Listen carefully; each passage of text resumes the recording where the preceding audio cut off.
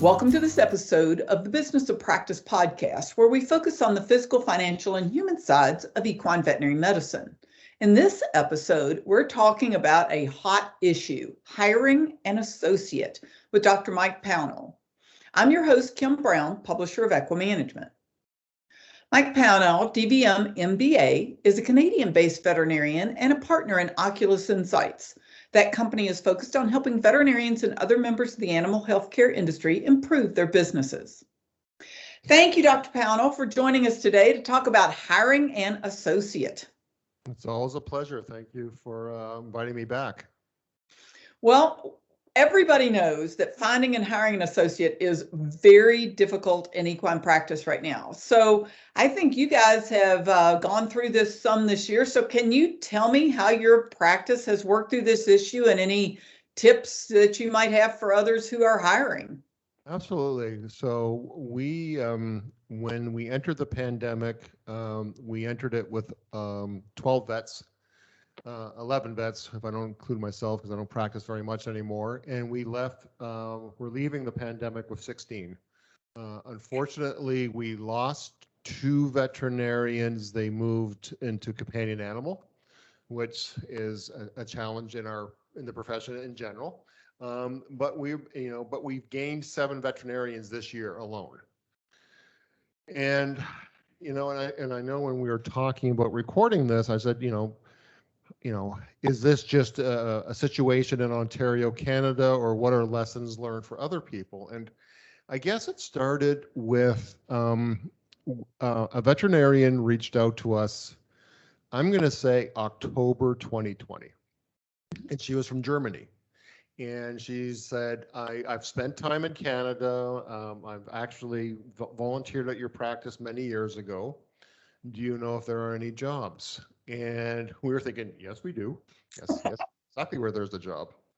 And, so the challenge with her, and, long story short, she did join her practice in March of this year, an outstanding veterinarian from the southern part of Germany, just outstanding. And what we learned is there's a couple of things. So the veterinary college she went to was not NAVLE certified. Oh. So, and that is the big challenge of a lot of them is, have they passed the NAVLE boards? And when we, her joining our practice made us realize, there's a bigger world outside of our door.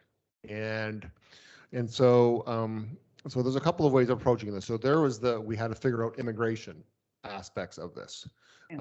We had to figure out licensing. And so this is where I would advise anybody listening to them is to talk to their state or provincial licensing, regulatory board, and see if there are species-specific license. So what we were able to do in the province of Ontario, they realized that there's a demand for vets, and they, on their approval, it's not carte blanche for everybody to do it, would say if you can hire somebody who's restricted to practice equine only. And so what she did was wrote the equine version of the NAVLE. And then once she passed that, she did the equine clinical proficiency examination. So as students in a NAVLE course, those are things we would have done, but we'd have done them from all species. So she's licensed specifically for equine. And like most equine vets, and who's a lifelong horse person, she's like, I'm fine with that. Don't want to do dogs and cats. I'm fine. I'm the same way. So that was great. And so what we've had to learn is, our operations manager had to really get smart about how immigration works. And there's a procedure, and I won't go into that because that's going to be different from everybody. But, a veterinarian is a desired profession. And so there's, it's going to be hard for somebody to say, no, we don't want more veterinarians. And so I think that's fine. The other thing is we were cold called by a recruiter. And I have always been hesitant about recruiters because I was always thinking, well, we never had a problem getting vets up until about 2 years ago. And then I thought, the cost benefit analysis is, should I pay what they're gonna charge? And I'm going to be the first to admit, if there's any recruiters listening to this, I'm like humble pie, hat in hand, saying I totally misjudged it. And so what this woman was very smart about, she is Mexican, she lives in Ontario, but with the North American Free Trade Agreement, or the now called the United States Mexico-Canada Free Trade Agreement, veterinarians are able to work in each of the countries. So as a Canadian, I can work in the States. If I'm hired by an American veterinary practice, I can work in Mexico. And all three of our nationalities can work in each of our jurisdictions. Oh. And so literally what they have to do is have a copy of their diploma, have a letter of offer of employment that states when the duration of their employment and the wages they're going to be receiving. And you go to the border and you present it and you get a temporary, I think it's called a T1 visa. That's what it is in the United States. I'm not sure what it's called in Canada, but you get a temporary work permit. Now, so that gets you working in the country. So we had one person, and because of COVID, we did all our interviews over Zoom. So we did multiple interviews of different people because it's nice to have somebody come to your practice and spend time with you. But so we had to depend on Zoom. And so Dr. Rafael Gomez joined us in May, I guess it was. And he had attended the university in the city of Mexico City, which is a NAVLE certified school. And he did write the NAVLE. So he was able to come right across, boom, the next day he's able to work.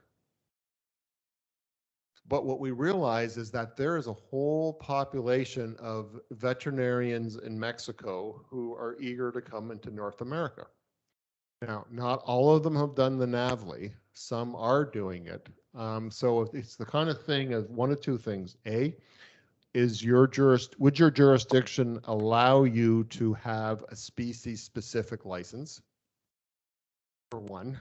Or B, you may need to identify somebody that might be a great fit for your practice and have some kind of encouragement, whether it's a bonus or whatever, to get them to pass the NAVLE. I did learn that there's a hesitancy for people to write the NAVLEs in parts of Mexico. But their education, I mean, the university in Mexico City it's a NAVLE certified school. It's the same as ours in North America, in the United States and Canada. And yeah, so I mean, you may just need to work with somebody and say, hey, write the NAVLE. Here's a bonus, perhaps, if you complete the NAVLE, and we'll get you to come up here. So once they come up here, and I think we just don't think that, oh yeah, there's a whole other population in another country who's part of this free trade agreement. Yeah. And then what I also learned is that we haven't had to investigate it, but there are about, I'm thinking 4 to 6 universities in the United Kingdom, and the university in Utrecht in the Netherlands are NAVLE certified. So I think that's an area to look at. I think there's the vet school in Dublin, I believe the one in Edinburgh, and the one in London, and there may be others in the UK that I'm missing, are NAVLE certified. And so, yeah, so they can be licensed in North America. It's just a matter of figuring out the immigration for your jurisdiction. Well, I'm kind of floored because, when I was thinking, I did not know that the free trade agreement, I mean, I knew it was in place, but I didn't understand how it worked with veterinarians across the countries. Yeah. And especially with veterinarians coming from Europe, I mean, that a lot of veterinarians have come back and forth over the years. I just didn't, even think about the NAVLE. Yeah, but so the ones from Europe are not necessarily allowed to, just come into the United States or Canada or Mexico I can't speak for Mexico, but Canada I can, and just, practice. There was, if the vet from Germany, for example, there was steps that we had to do immigration wise. But as I said, it's, a veterinarian is an attractive profession, and there's less barriers to, to climb over to get them to come into here. But, so yeah, so I mean, those are the things you've got to look at is A, are they NAVLE accredited school? Have they passed the NAVLE? So that's the biggest hurdle. And then B, what do you need to do immigration wise to have them come here? And so there's a process. So I know with the veterinarian from Germany, it took us 4 months, I think, from start to finish, and it cost us some extra money because we had to pay for immigration lawyers, what have you. And that would be my other recommendation, is to spend the money on an immigration lawyer. They know the system. Just like you're going to call a veterinarian to look at your colic because we know what's going on. They have that subject matter expertise that they're going to cut through a lot, and it's worth it. It's totally worth it. I'm going to go back to one thing that you mentioned that I guess I did not think about, but in trying to hire an associate, having one that doesn't physically come into your clinic and interview live, that seems tough. What were the kinds of things that you asked or went through with whoever was doing the hiring process to ensure they were a fit? Yeah, so we ended up hiring 5 of the 7. 5 were done by Zoom. And one of them I met for the first time in person when I picked up her and her husband at the airport in Toronto. I was like, "Hi, I'm Mike." So what were the key things on those non-in-person interviews that helped you make a decision? Yeah, no, and I think that's the other part I wanted to talk about in terms of hiring vets and even support staff is just we have a real strong sense of what our company culture is, our practice culture. And so we don't, just because they're a DVM or any kind of specialist, we don't hire just because of the accomplishment. We want people that are going to be a good fit for our practice. And so the first interview was done with myself and our operations manager, and it's a brief, 30 to 60-minute interview. And we get a sense pretty quickly if they're going to be a fit. First thing, obvious thing is language proficiency. Are they comfortable speaking in English? I'm liking Zoom for just even any kind of interview now because it tells me how comfortable they are of technology. B, how comfortable they are presenting themselves in an awkward situation, which is 3 a.m. dealing with a colic and a strange client. So right off the bat, that's going to tell us a lot about them as a person. And it's funny because you can have these calls, and I remember several of them, and we're having this conversation, and we're on. Within 5 minutes, you're like, I really like this person. Like, I mean, this is the kind of person I'd like to go out and have a coffee with or spend some time with. You can pick that up on a Zoom call pretty quick. And then what we do is, if we like them, we invite them back, and we basically set up about, I'm going to say, about 3 more Zoom calls with various people in our organization. Oh. So I always say, like, when I'm hiring somebody or hiring a veterinarian, I don't hire them. Sort of I'm the gatekeeper. And if they can pass through the first part, and I think, I think they could be a good fit. There's something about them I think the rest of the team will like. And then I invite the team, and it's a mixture of veterinarians, support staff of different types, meet the person online. And they're the ones that are going to have the sense like, what, I can work with this person. This person's got a great personality. They're going to fit into our culture, and they make the decision. I have learned a few years back that if I make the arbitrary decision, it never works. So one of 2 things happens. One, I remember one person I wanted to hire, and it was a bad interview, and this person was recommended to me, and everybody's like, "Oh no, she's amazing. She volunteered at a practice they knew at," and I was like, "What are you talking about?" And they said, "Give her another chance." They did a working interview, and they were like, "You have to hire her." And she's been a long-term employee, just an outstanding star. And we've had other people where I say yes, let's hire them, and the staff's like, no. And I'm like, no, they're fine. And they're like, no. And inevitably, it just doesn't work out. The team knows who'd be a good part of the team, who they want to work with. And if you have a pretty strong culture, and what your culture is, that's really what we're trying to hire. The skills we can teach. What you're hiring for is the attitude. They have the attitude, you can teach them anything. Now, see, that's really important because I believe, Mike, that Dr. Pownall, you all have a nice program when someone comes into your practice of mentoring. Yes, very strong. Yeah. And So so describe that. yeah, so when they start, I will say to them, for the next 4 to 6 weeks, you're just going to hang out with the other vets.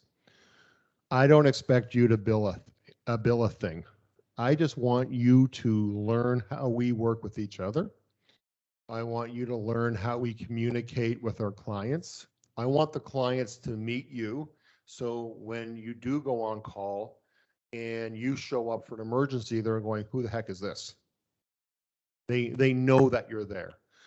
I want you to see how we work with our vet assistants. I want you to see how we work with our receptionists. I want you to see how we do things but at the same time, we're going to get you to do stuff because we want to learn from you. I mean, everybody's got great experiences, new things. And one of the advantages of bringing in vets from other parts of the world and other parts of the country and in North America is you pick up new things. And so, all of a sudden you get in your rut of doing something, and somebody who may be out of the school for 2 years and maybe went to a let's say UC Davis or somewhere on the West Coast, and this is how we approach colics. You're like, oh, that's cool. All right, let's incorporate that into our practice. And so it's not just like you're coming here and you're going to learn it our way. It's like we want to learn your way too. That's awesome. And some of it too is just the medication. Like the vet that came from Germany, like a lot of the medications we have and our approach to medication is different from what they do there. So, when you're sitting and dealing with a colic that's, down in a stall, you don't want to be at your truck trying to pull up bottles and understand what medication they is. So we really take the time. So when they do go to an emergency or they first do their calls, they have this comfort level.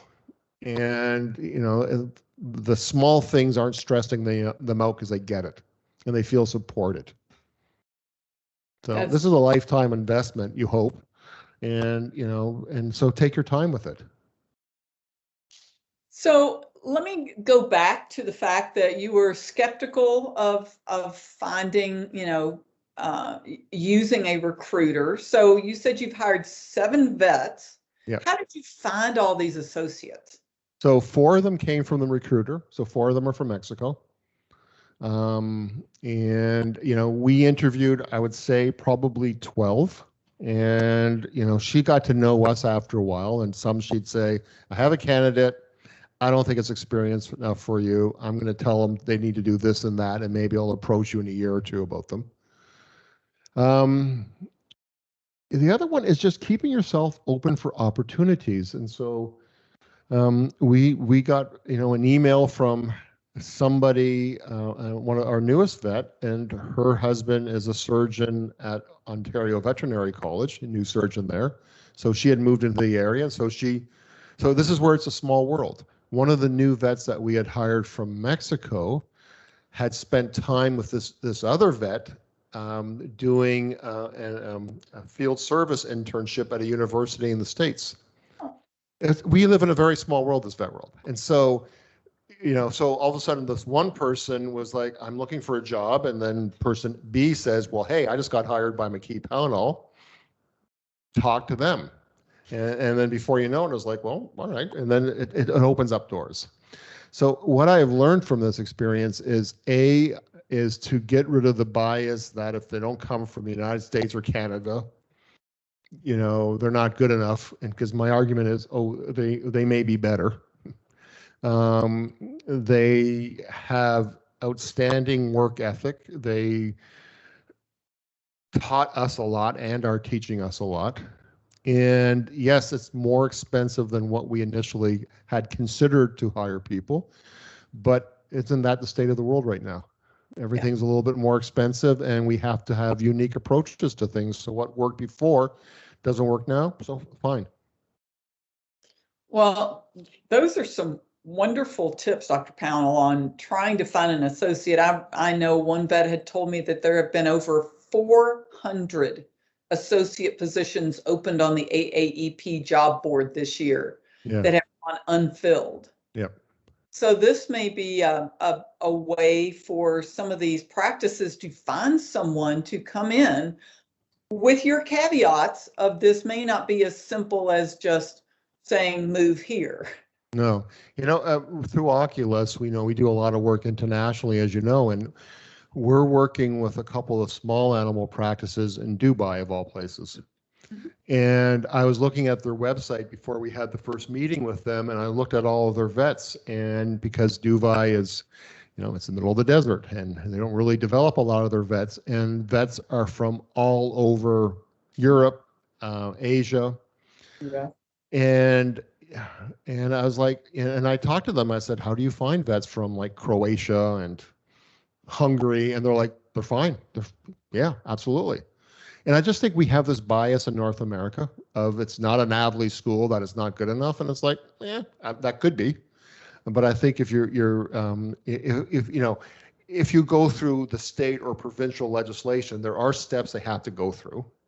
And and so if it's good enough for them to accept them, if it's a species only, or if they have to write the NAVLE later, maybe you've got to sponsor them to do the NAVLE at a later time. That's fine. It's just we need to open up the doors to how we hire people.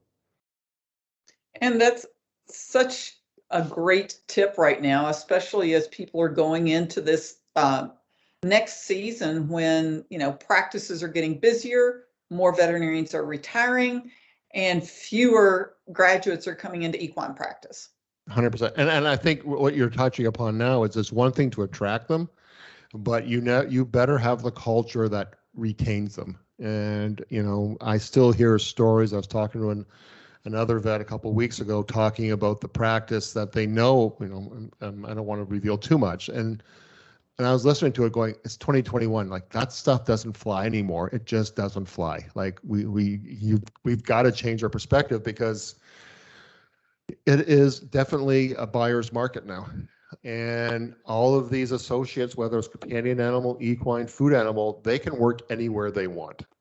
And salaries are going up, signing bonuses are happening. If we don't have an attractive workplace that accommodates this new generation of veterinarians, what chance do you have to keep them?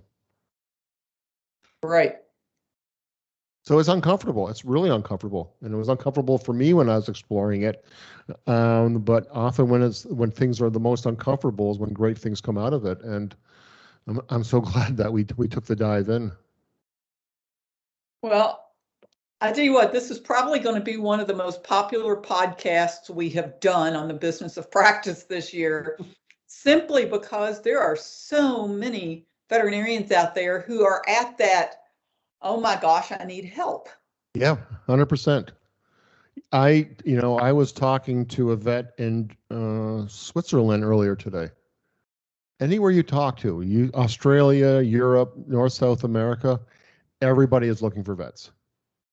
And we all know that the amount of graduates from NAVLE schools that want to go into equine is about 1.5%. And it's probably about 100 students a year. Yeah, that's not a lot. So it's totally it's a buyer's market right now, or seller's market, I guess, really. Well, and I want to just touch on, I know you and I have talked this before, but when you talk about the culture of your practice, you are a firm believer in giving your associates support staff. Yes. Can you talk just a little bit about how you make sure to hire good support staff? Because that's another thing when veterinarians get to the breaking point, if they can hire an assistant or a certified vet tech, then that often can get them over that hump. And then to have more vets coming in and have staff to support them, how do you all handle that? Yeah, so I think it's not just the technicians or the registered technicians, but it's also the receptionists. It's like, it really is a team. I mean, in any veterinary practice, I truly believe it is made by the receptionist. And I think that's one of the hardest positions in a vet practice. And so, that's got to be a good experience. The information they collect on what the vet's going to go see, terms of payment, directions, all these little things, minimize, the scheduling, the flow of the day. So they're not going 30 miles one direction and then 60 miles the next direction. Is, they're sort of keeping it in an area. So that minimizes a lot of stress right off the bat. And then having a vet assistant with you who can set up the equipment. We always think of our assistants as, sort of the in-between of the vets and the client, because sometimes the vet's focused on what the problem is and they're explaining things to the client, and the technician can look at the client and go, they're not getting any of that. So they can go to the vet in the truck and just say, I think you got to go back and explain this a little bit differently. They're just not catching it. And so, and it gives you time as a veterinarian when you're on the road to maybe do some of your billing, do your phone calls, your follow-up. So when the day is over, there's less to do. And, and so, yes, a lot of people will say, well, when is it worthwhile to have a vet with an assistant? And I'm like, as soon as possible, because I also think if you've got an experienced technician who's been with the practice for a while, that's who you put with a new vet, because they know the clients. That adds a little bit of consistency. They're the ones that can talk to the vet and say, okay, this person is like this or this way. And so when you're talking to them, or her relationship with her horses is this way. And, they're going to help the veterinarian avoid all these landmines. Yeah. And we all have clients like that just have their idiosyncrasies, and that's fine. That's what makes it interesting. But if you're forewarned, you can be prepared. Yeah, and that goes back to what you were talking about before. These people fit in the culture of the practice too. So you just don't hire somebody off the street. They need to go through that interview process too. And I think what happens with I see this so often. I don't think it's just veterinarians, but we're desperate. I need a vet. I need a technician. And you just basically hire the first person that says yes. And you're not really doing your homework, or you're not really selecting for what you want for the position. And so you hire them, and then about 2 months later, you're going, oh gosh, I made a mistake. Like they're disruptive. They're not fitting the culture. Clients don't like them. All right, how do we get out of this one? And so one of two things happen. You get rid of them, and you've got to start all over again. Or you maintain them just because you're cautious about letting go of somebody. It's still busy. You don't know how it's going to be without that extra body. And then a year later, you're like, the culture isn't what it used to be. People are pretty sour. Clients are complaining about this person. And then you got, so the time to hire that right person, I think, is going to be the same no matter what.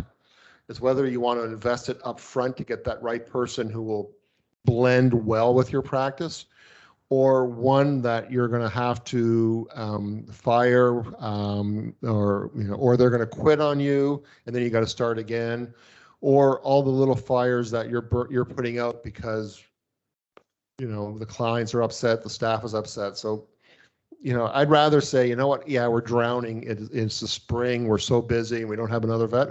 Wait to get the right one, because it's like dating. You just, you don't get the right mate, partner. It'll come back and it'll haunt you. Yeah, and God, I sound like a really old white guy when I said that, but it's, the point. Well, I think it sounds like the voice of experience is what it sounds like, because we've all been through the hiring the wrong person, and then you try to mold that person into what you thought they were, and it's always a waste of time. We're really big believers in our core values and our core purpose, and people have their own values, and people can't switch their values for a job. They are who they are. And so you really got to do your due diligence to say, will they fit with us and what we're all about? And I have had veterinarians say, hey, I've got somebody that works with me. They're outstanding. I interview them. I'm like, I don't see the attraction at all. Two different practices, two different expectations, and that's fine. And just like I know I have recommended vets to other people, and they're like, yeah, not our type. Fair, 100%. Yeah, and again, that's important. That don't be so desperate to hire someone that you get the wrong person. And it's painful. And I notice like when you're drowning, but I also know when you talk to your veterinarians and any of your support staff, and you're like, all right, is this person who is causing us such grief, are they adding more stress, more work to our day, or would life be easier without them? And inevitably people will say, you know what, If I didn't have that hanging over me, I'd be a happier person. And I think that's a secret for retaining people too, is keeping that harmonious work environment. And really, it's like a garden. You've got to cultivate it. You got to nurture it all the time to make sure it stays good. Yeah, I've been in work situations where the staff has basically said, we will do extra work if we don't have this problem to deal with. 100%. Yeah. Yeah, absolutely. And so I think the other thing I would recommend to vets too is, we're short of vets. Okay, so how can we use our support staff better? How can we use our processes better? A couple of years ago, we really started looking at how we schedule. I'm like, it's nuts how far we will drive some days. And, I would rather, if I am in, east of the practice, 20 miles east, and if I can book everybody in that same area that day, and I can almost cut the call fee in half or even eliminate it in some cases, and you'll make more money in that day, and you'll have a happier vet because they're actually not driving all over the place. They're in an area and they can get a lot more done in the day. Windshield time is not productive in a lot of ways. I think you're the one that likened it to attorneys. What are the billable hours and what are the hours they spend driving? Yeah. And so if we start looking at how effective we are and how we're servicing our clients, I'm sure all of us, myself included, can still find gains there. And so maybe you don't need a vet as desperately as you need when you start looking at, like, all right, can we tighten up how we schedule? Can we bring a technician in with the veterinarian so our vets can work quicker? Maybe that's what you need more than anything, is good vet assistants to help your vets be more effective. That's a good point. Well, Mike, is there anything else that you would like to add to this today, Dr. Pownall? No, I just to me is, I think really working on what your culture is and knowing it. So when you're interviewing people, you can interview them specifically to see if they're going to be a match for your practice that way. Well, I have a feeling your phone and your email are going to be buzzing some after this for people looking to tap into some of your knowledge on this, because this has become a serious problem. But I think you may have some good points here that may help, not every practice, but no, because I think some of it may be purely where I'm living in the regulatory system, but I think every one of us can open our eyes and go, where are other sources for vets? And not just what we've always assumed. Well, and that's, again, thank you so much, Dr. Pownall, for joining us today. And we want to thank our audience for joining us today. And I'm sure that you're going to listen to this one again and take down some notes. And we invite you to visit equimanagement.com or your favorite podcast network to hear each episode of The Business of Practice. And if you have any questions or suggestions, email me at kbrown@equinenetwork.com. The Business of Practice podcast is a production of the Equine Podcast Network, an entity of the Equine Network, LLC.